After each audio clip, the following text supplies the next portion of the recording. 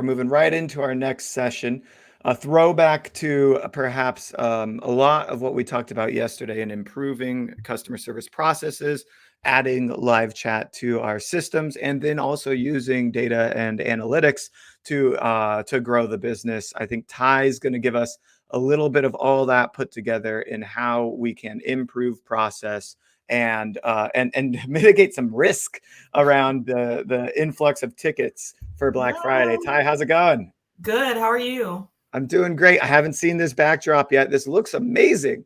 New office. I've grown up 5 years now, so I I felt like love I it. deserve to. Yeah. That looks great. Thank Absolutely you. amazing. I need a plaque like that. I'll ask you later how much that I costs. will send it to you. I'll send you info. Well, awesome. Great to have you here. I'm going to Thank add you. your slides to the screen and I will let you Perfect. take it away. All right. Thank you. Hi, everyone. My name is Ty Givens, and I am a contact center nerd, self-proclaimed, hence the glasses, though I really can't see that far without them, so it's not a gimmick, it's real. But I have been in customer experience for 21 or 2 years now. It's for far too long, but I've always worked in contact centers, and I used to be the head of CX for a few companies you may know, like C's Candies and Thrive Market. Actually helped start their contact center and Shoedazzle. And then went out on my own about 5 years ago. And some of my clients include Thrive Cosmetics, Ilia Beauty, Dixon, and Your Super. That's just a few. There are many others. So we literally live in the space of just improving CX. So today I'm going to talk to you about how to maintain your service levels and avoid some backlogs during the holiday season. Now, these tips you can apply literally at any time. It doesn't have to just be around specifically Black Friday, but it will really help you, because what we find is that right after the holiday season, a lot of our clients go into a really deep, or they become clients because they go into a really deep backlog. And that backlog happens because it snowballs. And I'm just going to explain to you how that actually comes to be. So first thing we need to do is define a few things. You're going to hear me use a term called service level, often abbreviated by SVL.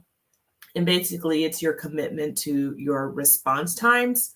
And I'll take it a step further and say even your resolution times for your customer. And it's not always communicated ahead of time, but sometimes it is. So think about when you write your messaging for any email that you receive, or any, chat message that's converted to let's say a ticket, and you write back and say, we'll get back to you within 24 hours. That's essentially setting a service level. You can have service levels on phone calls. You can have them on live chat. You can have them on emails. You can even have them for social media.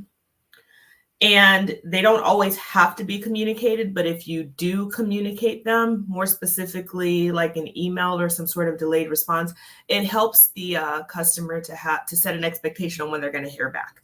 And it also will help to reduce in redundant messages like, hey, I haven't heard from you, or it's been a day, you haven't written me back. Well, if you proactively say, we reply to messages typically within 48 hours or something along that line of thinking, then the customer has an idea and they already know. So common ways that the service levels are documented, you might hear, we try to answer all calls within 60 seconds or 1 minute. When you use the term all, know that adding all completely changes the dynamic of the metric.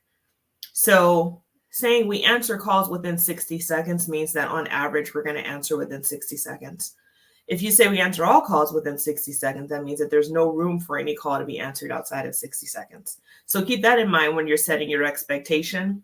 And if you're using any type of planning calculator or anything like that, those little details make a difference in how your headcount requirements will come out. So anyway, moving on, there's emails. You can have a resolution time, which is not, a receive time, which is not going to be based on your automated notification that says, oh, we received your message. If you're counting that, then that's not committing to an SLA. A response that comes from a person who's actually, reviewed the inquiry and replied back with the resolution, that is a service level agreement. You can also say that you want to reply to all live chats within 60 seconds or whatever the case may be, or social media posts within 30 minutes. All of these things are up to you. But I want you to understand and know what I mean when I say service level. And this is what I mean. The next thing you're going to hear me talk about is backlog. So you may know what a backlog is, but just in case you don't, I'll define it for you. The backlog is a backlog is formed anytime you have tickets or messages that you're replying to or dealing with that are outside of your SLA. So if you have that 24-hour window, and let's say that your target is all messages replied to within 24 hours, and you've got a group of tickets that are sitting outside of that, those tickets are considered your backlog. Okay. I want you to start thinking about it this way, because this is what's going to keep you from forming a crazy backlog, because they sneak up on you. And we're going to go into that in just a minute. But when a backlog is not managed appropriately, you're going to have burned out employees.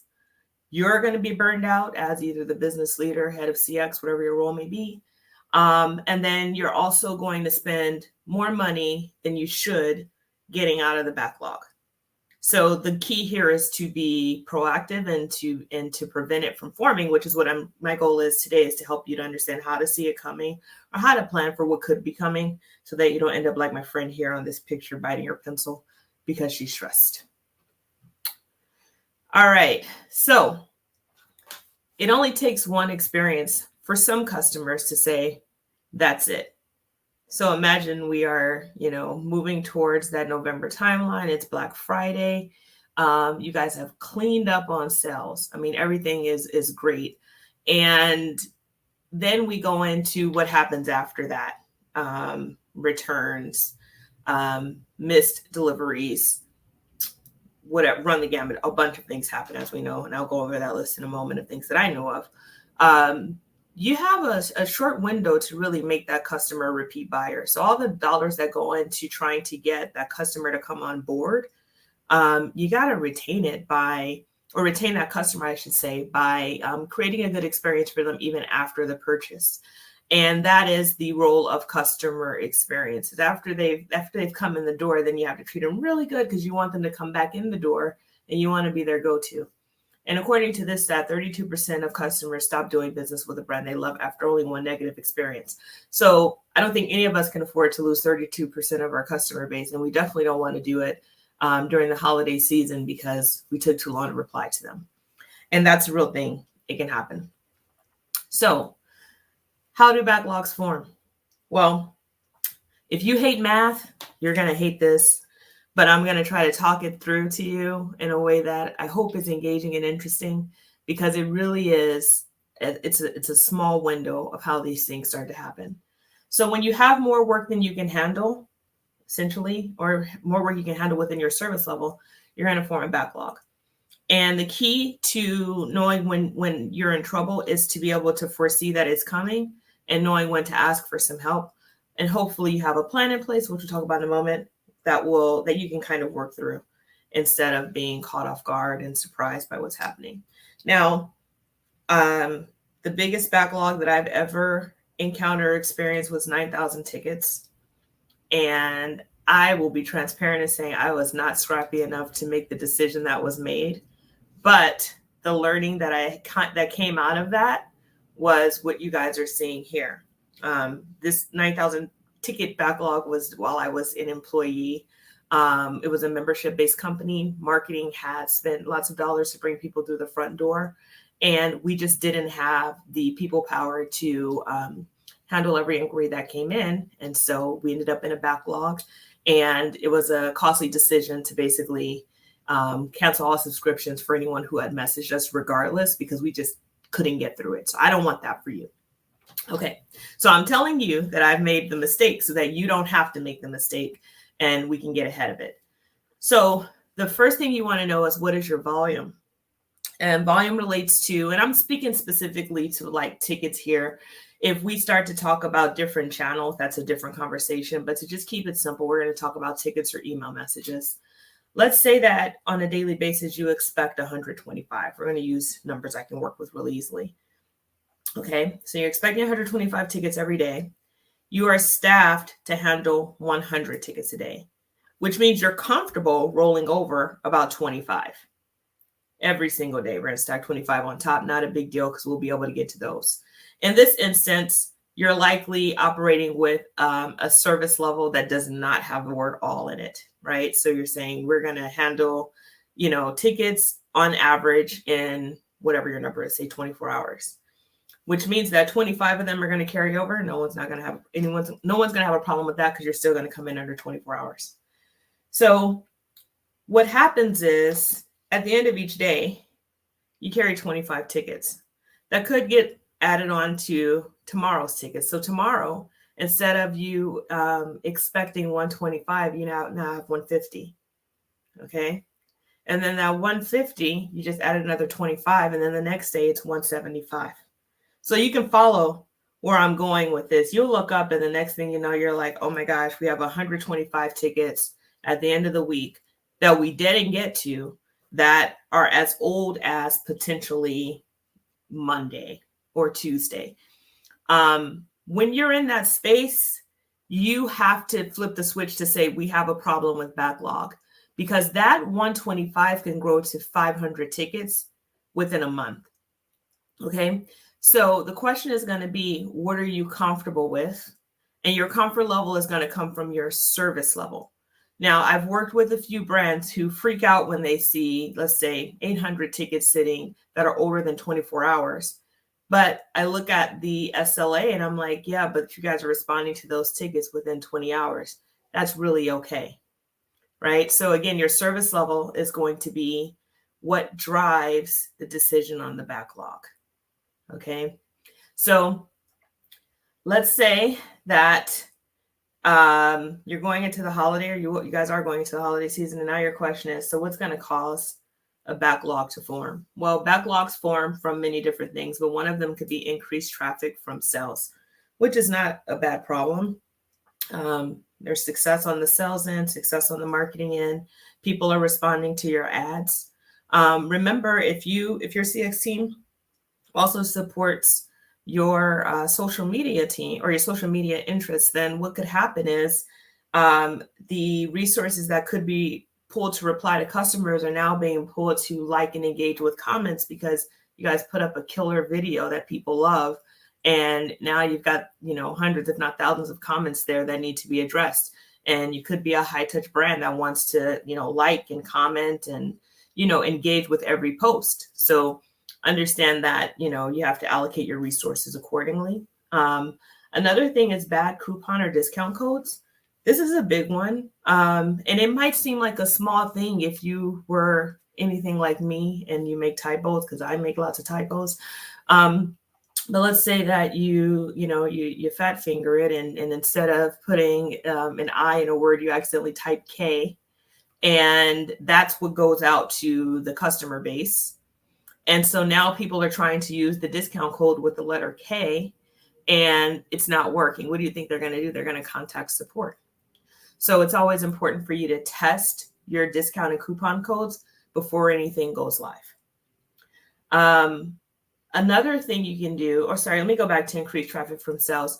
I always recommend that you guys communicate with in both directions, your CX team, your marketing team, your product team. Like, there should be lines of communication that are multi-directional, so that CX knows what's coming. Because remember, when the customer reaches out to your business, they're not reaching out to your business under the impression that they're calling customer experience and customer experience's information is limited.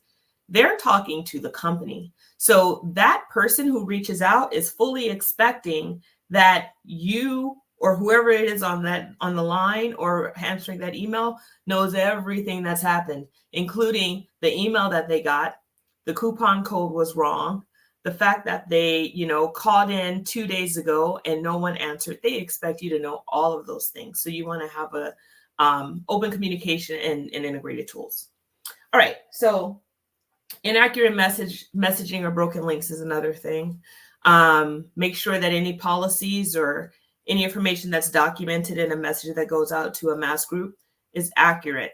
One way to do this is marketing, make no assumption, send it over to CX, because they have to live in the space of knowing what is policy and what is right. So before you put anything out there, just have a person or two that you go to on the CX team to say, can you give this a review and make sure that I'm answering this, or we're addressing this properly, so that we don't drive more tickets or contacts to you. Another thing is order packing or shipping delays. So if you are an e-com business and you have a product, staying very close to your warehouse partner so that you understand their capacity on what they can pack and prepare, when they're going to be packing and preparing orders, any known shipping delays. I know of a former client of ours who at the end of last year, obviously given the current climate with the COVID situation, had tremendous shipping delays, right? So to get ahead of that, you want to know what is the worst case scenario? And you want to be proactive in your communication, and you want to set an expectation in your communication. So essentially, I guess I'm saying you can set a service level for your orders as well. As consumers, we don't think about the fact that when we place an order, that order gets, we see shipping, let's say we see, oh, your delivery time is going to be 3 to 5 days. We don't think about the fact that someone has to actually pick and pack that order, which could add on another day or two. And then the delivery process is 3 to 5 days. So you could be looking at not getting your order for 7 to 10 days or so. We don't think about that. So managing the expectation and being clear about what it takes to, how long it takes to pack, when does the order leave your warehouse or your facility versus your delivery times. Also, I recently had an experience where I placed an order for products that I never received. Right. And it was 3 weeks out. We waited some more time, never received it. Placed a second order, still haven't gotten it. Right. And so because I work in CX, in my mind, I'm going, there's some way that we have to know, they have to know that that order didn't make it to the destination. There's so many tools out there that will help you to, sorry, my screen went out. There's so many tools out there that help you proactively communicate the status of an order, the delivery time, when the order's packed, when it's going to ship, when it's expected to arrive. And if it doesn't arrive on that date, follow up. There's a lot of tools at your disposal. So take advantage of those. And you want to have something in place well before the holiday season. Doesn't take long to implement these things. Another thing that causes backlogs are absent employees or, having less help than you anticipated. So it is a real thing that everyone thinks that the holidays are vacation time.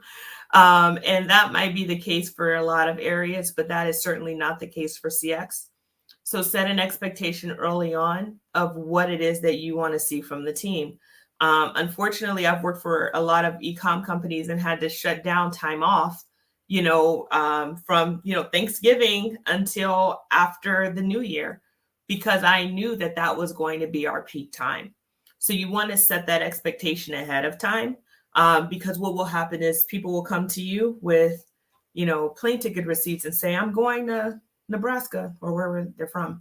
The other thing, though, to consider is that we are in a new world where everyone's remote. So I'm kind of talking olden days because I haven't been physically managing a contact center in a while. But we are working in a time of people being able to work remote. So even having flexible remote schedules will help you so that you can maintain, having the staffing that you need during the most crucial times. Another thing to keep an eye on is underperforming team members. One of the most challenging things to manage is the wanting to give independence and autonomy to doing the work, and then at the same time having a quota to meet. If you're doing any sort of capacity planning, you are going to only have a set number of a set number of expected ticket number or widgets, whatever it is that you need people to hit. So keep an eye out for people who are not hitting those goals, and even keep an eye out for people who are far exceeding them, because there could be problems on both ends. But it's always important to practice inquiry versus advocacy. Ask questions about maybe if they need help or where the problem could potentially be before you decide that they're doing something wrong. And then the last thing, which is a wonderful problem to have, is that you have more either potential customers or just genuine questions that are related to your product or your business or your service. So this is a good time to beef up the education. One thing I didn't say on here is I said underperforming team members. This is kind of leading to, not providing knowledge to the team. I remember 100 years ago, literally, I used to work in the corporate office for Office Depot. And I worked in customer service, answering phones. And my mother asked me, did we carry a specific pen type? And I was like, I don't know. And then she goes, how do you not know? You work there. And that was my moment where I realized that the customer 100% expects that you know everything about said business. So make sure that you're educating your team so that when those new customers come through the door, that person that, answers that call, replies to that message, is a true subject matter expert, or at least comes across as such. All right, so I'm going to give you some tips, and then unfortunately we're going to do some more math, but on how you can reduce the backlog. So step one is stop the bleeding. Okay, I mentioned the 9,000 ticket backlog, which that was just no fun. But anyway, 9,000 tickets. One of the ways that, as I mentioned, that one got stopped was just by completely just cutting off the subscriptions, right? Another method could be to proactively communicate out that something is happening. So, for example, if you know that there's a delay with shipments from USPS, you can mass message any of your customers who are experiencing this delay and let them know that you're aware of it and you're looking into it, or something along those lines. Usually the customer is going to reach out to you when they feel like you have no idea or you don't care. But if you show that you care and you're informed, it's going to put them at ease. So proactively communicate, even if you get to the point where the response time has gone from 1 day to 3 days, right? Make sure that they know, hey, your message is still in queue with us. We're working on it. Please, give us a little bit of time and we'll be getting back to you. We're experiencing more volume. We've all seen those messages. It does help. The other thing is to halt communications. I mentioned that the customer expects that your CX person knows everything that's going on. I can't tell you how many times I've experienced where a customer will say, well, you guys are continuing to send me emails, but nobody's replying to my message from customer service, because to the client, it's one entity. So how could you not know, or how could you be continuing to market to me when you won't even address my concern? So consider halting communications for the time being for the impacted group. It's a short window to allow for you guys to recover so that you can start to give a great experience again. Another thing that you can do is merge tickets and messages. If a customer doesn't hear back in what they deem an acceptable amount of time, they're going to continue to message you. So as those messages come in, merge them. So then that way you're addressing all of their concerns in one message. And this also cuts down on the amount of work that your team will be doing. Turn off your live channels or reduce your phone hours. Phones is the most expensive channel.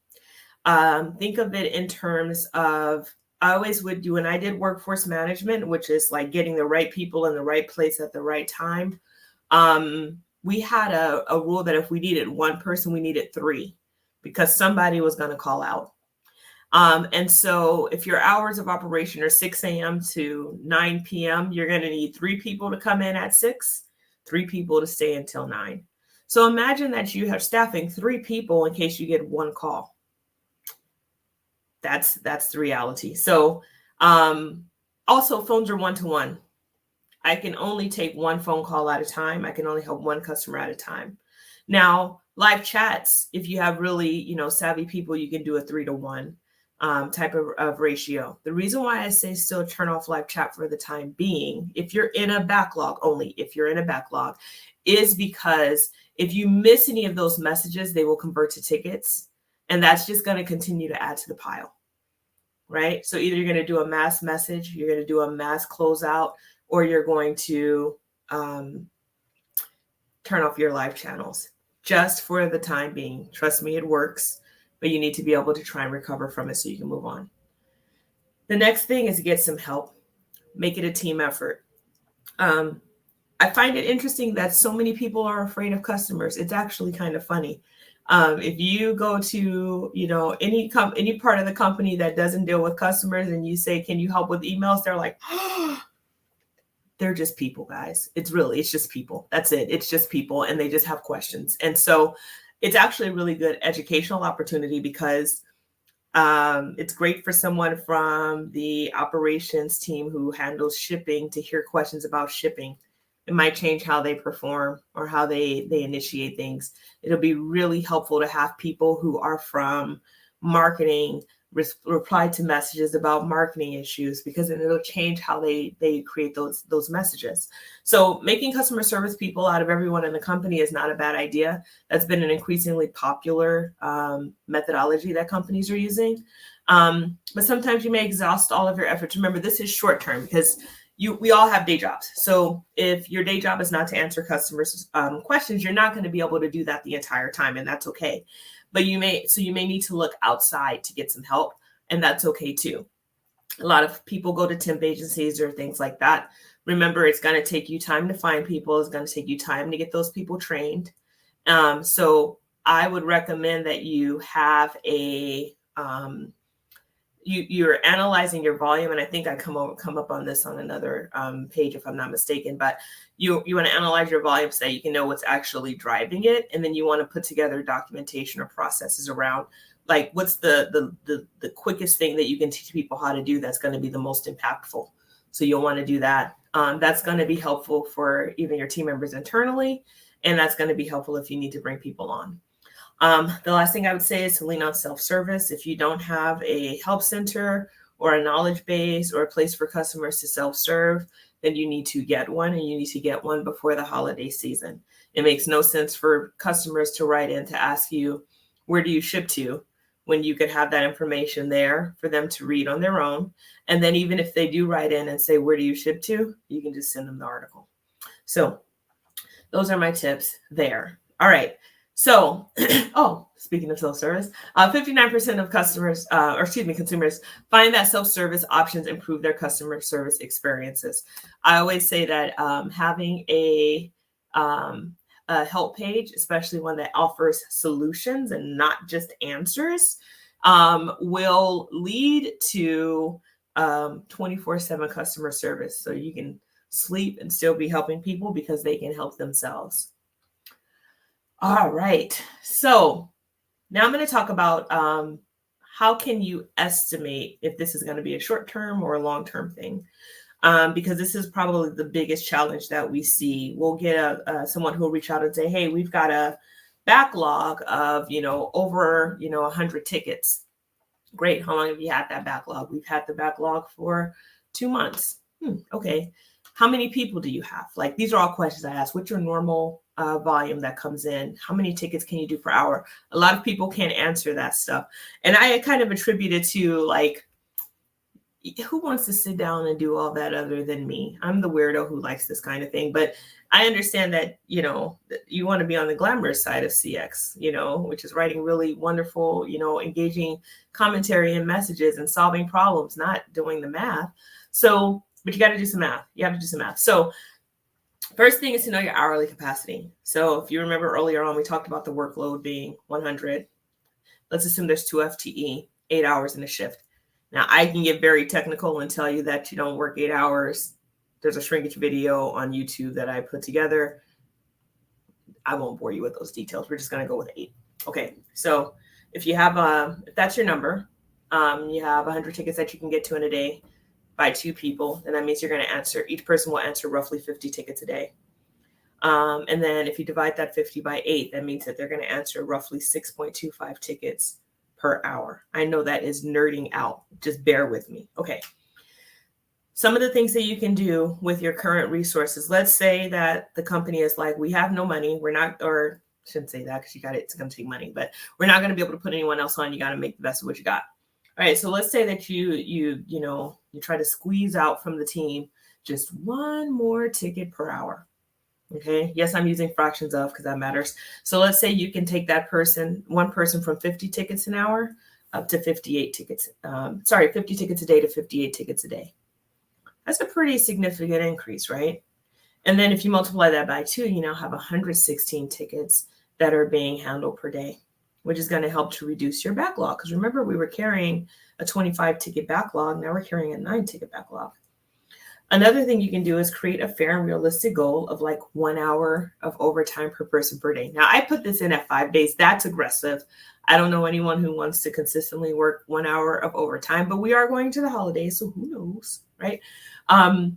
If you can do that, then this is going to cut your backlog down by an additional 72.5 tickets per week, right? So you've squeezed out already an additional, you have the 116 tickets a day, so additional 16 tickets a day, plus additional almost 73 tickets per week, right? So with a little bit of push, you can cut your backlog down by 131 tickets per week, which is actually over what you had before. And you could get out of your backlog in 1 month with that said, right? This also will help you to determine if it's time to hire, because that process could be short-lived. So remember all of the communication that I talked about between marketing, product, the rest of the world? This is what I mean by saying, hey guys, we need to have those communications, have those conversations so that we as CX can know what's coming, so that I'll know if I should be solving for this problem with overtime or with another headcount, right? Now, remember, as you grow your head count, you will have to grow your leadership. So it's a trickle effect. Okay.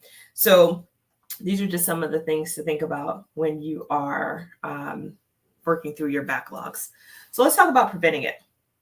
I say you should deflect and not deter. This is a self-service strategy. I never want a customer to feel like they should not reach out or they cannot reach out. They should always feel like they can reach out to you, and that it's not an inconvenience. I have smacked many a hand on messaging to customers or do not write back in. We've received your message. Do not contact us again. Who says that? So if you work with me, I'm going to be like, hey, we have to change that. So for sure, you want to deflect them by giving them options to serve themselves, but you don't want to deter them if they happen to come in and have a question. The other thing is you want to automate where you can. You want to automatically reply back to them with any shipping information that you can link to right away. You want to automatically reply to them with articles or responses that fit what they're looking for. And if they still have questions, they'll reach out again. But you want to automate what you can. My rule of thumb for automation is if the answer is yes or no, or it's always going to be the same, automate it. And that way, what you'll do with your team is that you're going to give them some time to actually think and solve problems. And that is what helps you to retain employees in CX, because I know that that's difficult. Another thing you need to do is create a capacity plan, which is my little lesson that I gave you a second ago. Knowing how many tickets you're going to get, knowing how long it takes to handle those tickets. Knowing that information is going to help you to know what you can and cannot do. And it's also going to help you to get ahead of what's to come so that you can know when to ask for help. And let me tell you something, for anyone on this meeting today who is a CX person who might be new to leading CX, it's okay to say you don't know. It's okay to raise your hand and say you need help. And the reason why I say that is because I've learned in my career that the people who are, carry the highest titles or in the highest roles or make the best decisions, they're really okay with saying what they know and what they don't know. And they're really okay with saying what they can and what they cannot do. So don't feel that you're an imposter if you're like, hey, we don't have enough people, we need help. But go into that conversation with documentation and facts, not feelings, right? We don't have enough people because we're expecting this volume of tickets and our capacity is X, Y, and Z. And it's not possible for us to do this because we're going to enter a backlog that looks like this if we continue at this rate. Have those conversations, and then your job title will change and your levels of responsibility will change. So that's my little nugget for you there. The other thing is form partnerships. I talked about different systems and tools. I didn't name any specifically, but get a returns partner. Get a partner that's going to keep your client or customer up to date on the status of their delivery. Get a partner that you can contact and say, hey, I need help. What should I do? Like, form those relationships, because you don't want to do that after you need them. You want to do that before you need them, so that you're already on the radar and that you're preparing and you're being preventative, because being preventative is a lot less expensive than being reactive. And then, as I mentioned, always, always, always know when to ask for help. And it is okay to ask for help. All right. Speaking of which, how do we help? Okay. So it's funny. I'm looking at the first word here. It says custom. Nothing that we do is cookie cutter. That's the first thing that you should know. Nothing that I would do for you or to help you is going to be something that I've done exactly for anyone else, because we're going to listen to what's happening within your business, your type of business, your customer, your employee, all of those things. We're going to come up with a custom plan for you, so we can help you to create a backlog prevention strategy, which would kind of equate to like a capacity plan, right? What's your actual workload? What can you actually do? We can help you define that and then help you form that conversation to ask for the help that you need. The other thing is a backlog reduction plan, which obviously would happen after the fact, or if you're currently in a backlog. We can help you to look at, what that volume is, how long how long you'll be in it, whether or not it's a short-term or permanent solution. We can help you, or problem, I should say, we can help you with all of those things. And again, remember, your backlog is anytime you're not able to answer what's coming in within your service level, you are in a backlog. The third thing we can do is help you with your backlog. So help you with backlog support. And that means actually replying to tickets. So you can borrow our resources to help you solve your customer issues. And one of the benefits to working with us is that you don't have we will come in and actually build out the training for you to show you, to teach our own employees on how to do the work. Because again, I've been doing this for a long time. So I also work with people who've been doing this for a long time. So when we're looking at a problem, we actually see the solution like almost instantaneous. And then we're like, okay, so the issue is with the returns process. Okay, so we need to workflow the returns process. So we'll help you do all of those things and cut down on your backlog. And then you can keep your training for up to 60 days after. And then or you can keep it forever if you want to roll it over to your own account. And then the last thing is we can help you build your customer experience team to scale. So that means that what's going to work for one person, it will work for, 100 people, because I've managed contact centers of up to 350 seats. So I know how to stack and scale them so that, your processes will work and will grow with you. So I just wanted you guys to know that we're here to help you. I hope that you guys have an amazing Black Friday and holiday season, and that you can use some of these tools to help you avoid the crazy.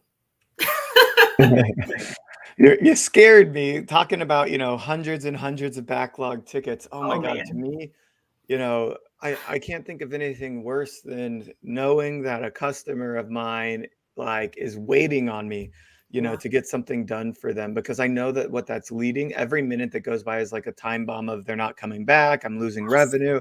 And it's like, these are the people who have paid us money. Like it's like way better to keep them happy than close and the next sale. It's so much cheaper to keep them happy. You don't have to pay any new dollars. They're in. You got to treat them good, right? Yeah, it's but you because you've addressed it so many times in the past, you said it in such a calm way. 900 tickets, 10,000 tickets. Like, yeah, we have a 1,000,000 ticket backlog over here. What? It's okay. Just Right. Sometimes I'll get a call and they're like, we have 500. I'm like, yeah, that's fine. We can do that. We can cut it down. We'll get you out in about 2 or 3 weeks. It's second nature at this point. Yeah, awesome. Yeah. And we didn't even go into the nitty gritty of some automated responses or how to prioritize those things. That's a whole nother conversation, I'm That sure. is, I talked a little bit about automation, but I stayed very high level with the backlog piece. But yeah, I mean, definitely automating some responses is going to help to cut that down for sure, which would be the, the yes, no's, and then the things that are always true. Yeah, absolutely. And we did hear yesterday on how to do some proactive customer service with live Nice. chat and the tools that Gorgeous offers in comment response on social media and all of that stuff. Ty, thanks so much. I've You sent are everyone welcome. a link here to go check you out if you've got a problem with customer service. If you don't think you're going to make it through what's going to be the tail end of Black Friday, Cyber Monday, when all the where's my orders and 10 more came brokens and we need a refund and return and all of those problems that are going to come into play, talk to Ty, let her get you squared away. It'll be Yes. really helpful. It's the best return on investment you can put a dollar towards. So. Oh, thank you. Thank you. Thank you. Always wonderful. So glad to be back for a second year. So Yeah. I look forward to more. Yes, we'll see you again in 2022. I'll hit you up about our 2022 event lineup as well. I'm Ty, so thanks so excited. much. Thank you. Bye.